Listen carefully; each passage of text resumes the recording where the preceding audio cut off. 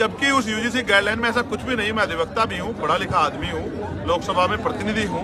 मैंने वो कहा है कि दिखाइए कहाँ इसमें भेदभाव है। काल्पनिक रूप से दिमाग में बात सोच के कल हमारे बच्चों मुकदमा हो सकता है या उनका कैरियर खराब हो सकता है। हमारे तो 72 बच्चे हर साल जो है SC ST OBC के संस्थागत हत्या का शिकार होते हैं। और NCRB का डेटा कहता है कि लाखों महिलाओं के साथ रेप हत्या होती है, लोगों को मारा जाता है, जुल्म होते हैं, जाति धर्म के नाम पे अन्याय होते हैं, दुकानें बंद करवाई जाती है, बुलडोजर चलाए जाते हैं, गोलियां लगती है। हम तो इतना अन्याय सह के भी कानून पे भरोसा करते हैं, सरकार की पॉलिसी पे भरोसा करते हैं, लेकिन यहाँ तो एक काल्पनिक बात को दिमाग में रख के आंदोलन करके सुप्रीम कोर्ट ने रोक लगा। चिंतन ये है, कमजोरों में अविश्वास पैदा हो रहा है। सरकार ने लगता है खेल किया है, इसलिए सरकार की परीक्षा है और हम लोग 11 तारीख को आंदोलन कर रहे हैं जंतर मंतर पे, इसी बात के साथ कि हम यूजीसी को वापस जो है लागू करा के रहेंगे। SC ST OBC के बच्चों को मरने नहीं देंगे, संस्थागत हत्या नहीं होने देंगे, अपने अधिकारी कर्मचारी के साथ भेदभाव नहीं होने देंगे। और जो बाकी जो है सेक्टर, उन सब में भी यूजीसी की गाइडलाइन लागू हो, वो भी इसकी परिधि में आए, चाहे वो IIT हो, IIM हो, चाहे वो एम्स हो, चाहे मेडिकल सेक्टर हो, चाहे कृषि के जो विश्वविद्यालय, उन सब जगह भी ये गाइडलाइन ला रही हो, क्योंकि देश में जाति सच है और जाति के आधार पर भेदभाव हो रहा है। ये मुजफ्फरनगर से 3 मंडलों के कार्यक्रम शुरू हुए थे। मुजफ्फरनगर के बाद आगरा में हुआ, आज यहाँ है, फिर 8 तारीख को संत कबीर नगर में है, फिर जौनपुर में है। ये कार्यक्रम लगातार चलते रहेंगे। आजाद समाज पार्टी 2027 के लिए कमर कस चुकी है। कमजोर वर्गों में भाईचारा किस तरह बने, कमजोर वर्गों के लोगों को एकजुट कैसे किया जाए, उनकी संख्या के आधार पर उनके अधिकार उनको कैसे मिले। और जिस तरह से अभी यूजीसी में जब यूजीसी के लिए गाइडलाइन आई, किस तरह का माहौल बना, किस तरह से दलित पिछड़े वर्ग के लोगों को, यहाँ तक कि प्रधानमंत्री जी को भी जो है, जिनको हिंदू हृदय सम्राट बताया, उनको भी गालियां दी गई जाति के आधार पे। ये सच है कि जो हिंदू राष्ट्र की बात होती है, जो जात पात की करो विदाई, हिंदू भाईचारे की बात होती है, वो खोखला है। उसके पीछे जाति सच है। जब किसी भी जाति के अधिकारों पर अतिक्रमण होगा तो वो हिंदू की परिधि से बाहर निकल के अपने अधिकारों के लिए लड़ेगी, जैसे भी स्वर्ण जाति के लोग लड़े।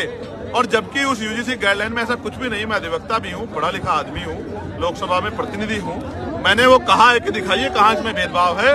काल्पनिक रूप से दिमाग में बात सोच के कल हमारे बच्चों मुकदमा हो सकता है या उनका कैरियर खराब हो सकता है। हमारे तो 72 बच्चे हर साल जो है SC ST OBC के संस्थागत हत्या का शिकार होते हैं। और NCRB का डेटा कहता है कि लाखों महिलाओं के साथ रेप हत्या होती है, लोगों को मारा जाता है, जुल्म होते हैं, जाति धर्म के नाम पे अन्याय होते हैं, दुकानें बंद करवाई जाती है, बुलडोजर चलाए जाते हैं, गोलियां लगती है। हम तो इतना अन्याय सह के भी कानून पे भरोसा करते हैं, सरकार की पॉलिसी पे भरोसा करते हैं, लेकिन यहाँ तो एक काल्पनिक बात को दिमाग में रख के आंदोलन करके सुप्रीम कोर्ट ने रोक लगा। चिंतन ये है, कमजोरों में अविश्वास पैदा हो रहा है। सरकार ने लगता है खेल किया है, इसलिए सरकार की परीक्षा है और हम लोग 11 तारीख को आंदोलन कर रहे हैं जंतर मंतर पे, इसी बात के साथ कि हम यूजीसी को वापस जो है लागू करा के रहेंगे। SC ST OBC के बच्चों को मरने नहीं देंगे, संस्थागत हत्या नहीं होने देंगे, अपने अधिकारी कर्मचारी के साथ भेदभाव नहीं होने देंगे। और जो बाकी जो है सेक्टर, उन सब में भी यूजीसी की गाइडलाइन लागू हो, वो भी इसकी परिधि में आए, चाहे वो IIT हो, IIM हो, चाहे वो एम्स हो, चाहे मेडिकल सेक्टर हो, चाहे कृषि के जो विश्वविद्यालय, उन सब जगह भी ये गाइडलाइन ला रही हो, क्योंकि देश में जाति सच है और जाति के आधार पर भेदभाव हो रहा है। खत्म हो गया, उनका काम खत्म हो गया। 27 का चुनाव का AMIM के साथ मिलकर लड़ेंगे क्या यूपी में? नहीं, आजाद समाज पार्टी जन सैलाब को आप देख रहे हो, ये जन सैलाब इस बात की गवाही दे रहा है कि आजाद समाज पार्टी के लोगों ने कमर कसी हुई है। हमने 2024 में 2 ही सीटों पर चुनाव लड़ा था बंधु। एक हम लोग लड़े नरगीना, जो जीत गए 1,51,000 से। दूसरे लड़े थे हम लोग डुमरियागंज, जहां हम लोग तीसरे नंबर पर रहे। अभी तो आप 2027 में और तीसरे पंचायत चुनाव में आजाद समाज पार्टी का प्रयास तो देखो, आपको एहसास होगा, क्योंकि मीडिया के लोग बड़ी बड़ी पार्टियों को संख्या के आधार पर काउंट करते हैं। आजाद समाज पार्टी को पहले भी आप काउंट नहीं करते थे, आज भी आप काउंट ना करो, लेकिन जनता बोल रही है कि आजाद समाज पार्टी बड़ी ताकत उत्तर प्रदेश में बनने जा रही है। इसी के डर से पंचायत चुनाव पीछे हटे लग रहे हैं। भैया, अखिलेश यादव पे आपकी कभी कभी बात चलती थी कि गठबंधन होगा, लेकिन आज उनके आज यहाँ से सांसद हमारे कार्यक्रम पे बात करो ना, कहाँ को आप SIR में। आज के लिए मैं आपको बहुत इंपॉर्टेंट खबर बताता हूँ। मेरी लोकसभा क्षेत्र नगीना के हमारे कार्यकर्ता बड़े सतर्क है।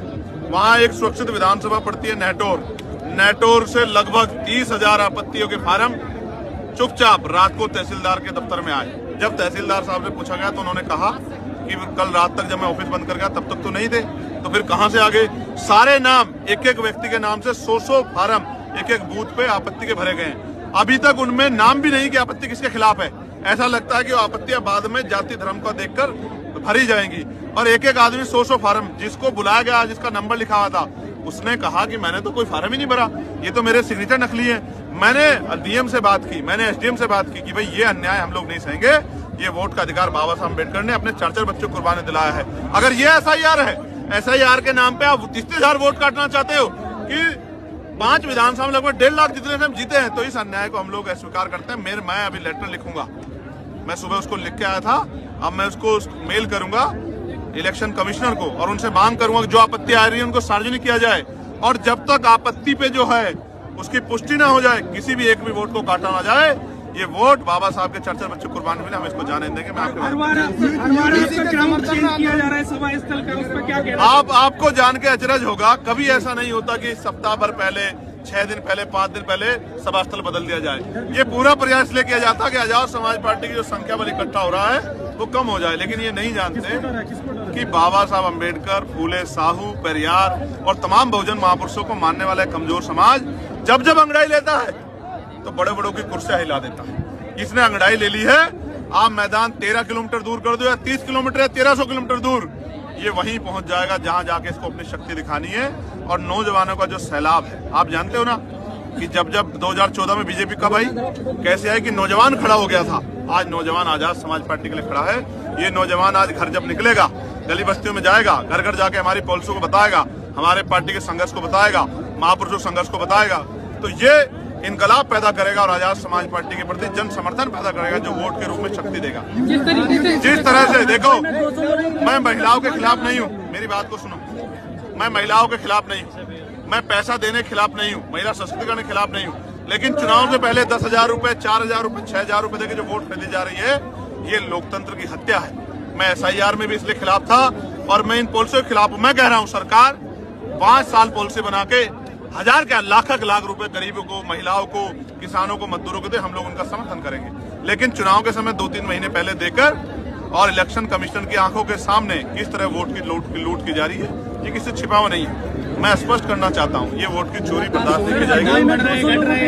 महंगाई में सोने और चांदी के दाम लगातार घट बढ़ रहे हैं। ये पूंजीपतियों का और सरकार का नेक्सस है, इस वजह से बढ़ रहे हैं और इसी वजह से धड़ाम से गिर भी गए और 8 लाख करोड़ रुपया जो है डूब गया शेयर मार्केट में। जिस तरीके से कन्नौज में समाजवादी पार्टी का गढ़ रहा, फिर भाजपा ने यहाँ पर कब्जा किया, अब समाजवादी पार्टी का फिर कब्जा है। अखिलेश यादव सांसद है, आपकी पार्टी क्या इस भीड़ को वोट पे कन्वर्ट कर पाएगी? मैंने कहा ना, चुनाव इसका उदाहरण होंगे। आप ही का कैमरा होगा, आप ही का मुंह होगा, आप ही का माइक होगा। पंचायत चुनाव का रिजल्ट आ जाएगा, चुनाव अगर चुनाव से विधानसभा चुनाव पहले होगे तो आप ही बोल के बता देना कि भीड़ है या मेरा परिवार है जो एक टांग पे खड़ा होके, लोग बुलाए से नहीं जाते, पैसा देने से नहीं जाते, मिठाई देते हैं, लोग गाड़ी देते हैं, शराब देते हैं, नोट देते हैं, तब नहीं जाते। यहाँ इसमें कोहरे में लोग जन सैलाब बन के उतरे हुए हैं, ये प्यार है।